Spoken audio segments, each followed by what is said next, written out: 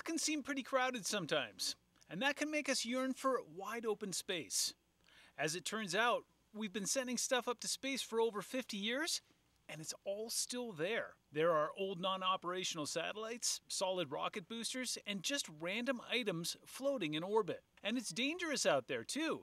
There are thousands of pieces and parts that can get up to 15,000 miles per hour and destroy expensive and vital pieces of equipment that we rely on heavily. And you don't have to be a television station to be reliant upon satellite technology. As more and more of us begin to carry these things, we all become reliant on it.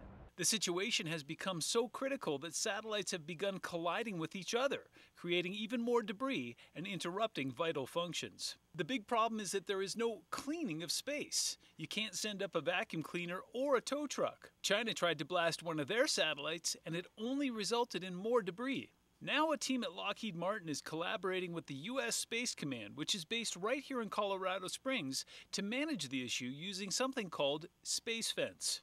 We contacted one of the managers of the project, via satellite, to get some insight. Space Fence is a radar that we're building for the U.S. Air Force that will detect and catalog objects in space, in low Earth orbit, medium Earth orbit, and in geosynchronous orbit. If it sounds complicated, it's because it is. The U.S. Air Force is currently tracking over 20,000 space objects, but it's become too much for even them to handle.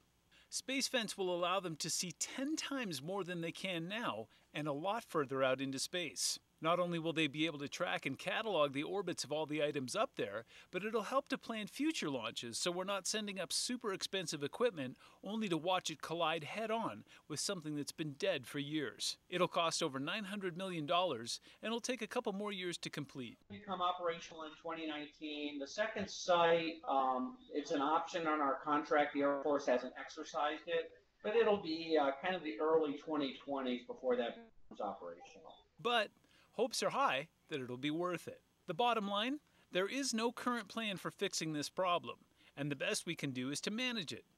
And Space Fence is a step in that direction.